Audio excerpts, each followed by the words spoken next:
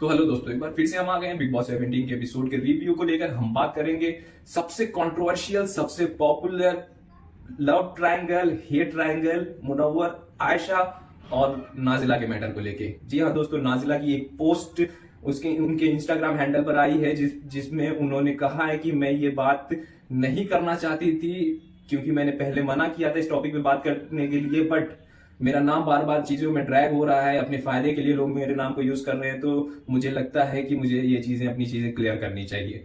तो हाँ, मैंने पर्सनल डिटेल्स अपनी लाइफ की किसी के साथ शेयर करी, बट जब मैंने वो चीज़ें शेयर करी तो वो एक बहुत इमोशनली वल्नरेबल स्टेट में होकर शेयर करी, विदाउट नोइंग कि कुछ महीने बाद ये चीज़ नेशनल टेलीविजन पे आने वाली है। क्योंकि उन्होंने आयशा के बारे में बोला है कि जी हाँ, मैं आयशा से मिली थी, जैसा कि आयशा ने भी क्लेम किया था, मैं आयशा से मिली थी, हमने स्क्रीनशॉट शेयर किए, हमने वॉइस नोट्स वगैरह सारी पर्सनल चीजें शेयर की, और बट मुझे ये पता नहीं था कि पब्लिकली इस चीज को इतना उछाल दिया जाएगा, पब्लिकली इसका फायदा उठाया जाएगा और एक पॉपुलैरिटी के लिए या फिर अपने गेम में जाने के लिए आयशा उन चीजों का इस तरह से फायदा उठाएंगी जो मैंने एक इमोशनल होकर शेयर किया था या फिर एक वल्नरेबल मोमेंट में शेयर किया था उनसे।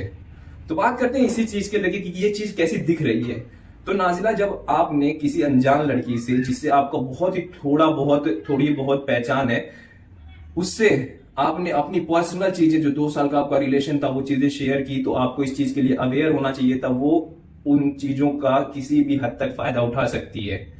तो इसका मतलब ये पता चलता है कि आपने इंटेंशनली ये चीज को शेयर किया, क्योंकि जब आयशा ने सारी चीजें क्लेम की कि मैं गेम में जाना चाहती हूँ या फिर मैं मुनव्वर से अपॉलॉजी चाहती हूँ, उसके बाद वो गेम में आके भी इतनी सारी बातें बोली, तब आपने इसको कहीं पे भी क्लियर नहीं किया कि मेरी शेयर की हुई चीजों का फायदा उठाया जा रहा है या फिर मैंने इमोशनल होकर अगर किसी से कोई बात की तो उससे। आज जब सबको ये लग रहा है कि नाजिला भी इस चीज में इन्वॉल्व है, पब्लिक का एक ऐसा ओपिनियन बन गया है कि नाजिला और आयशा मिलकर मुनव्वर के साथ खेल रहे हैं, तब आकर आप ये बात बोल रहे हैं। तो आपकी ये दो मुंही बातें हैं, आपकी बातों में कोई भी सच्चाई नहीं लग रही है। आप दोनों का एक प्लान दिख रहा है जो आपने प्लान बनाया था, और फिर उसके बाद आयशा गेम में आ रही है। रेस्ट ऑफ द थिंग हमें सारी चीजें पता है। दूसरा, मुनव्वर के बारे में उन्होंने बोला कि मुनव्वर के साथ उनका जो रिलेशन था, 1.5 साल का जो रिलेशन था, उसके बाद मुनव्वर ये कह रहे हैं कि उन्हें थ्रेट किया जा रहा था या डराया जा रहा था।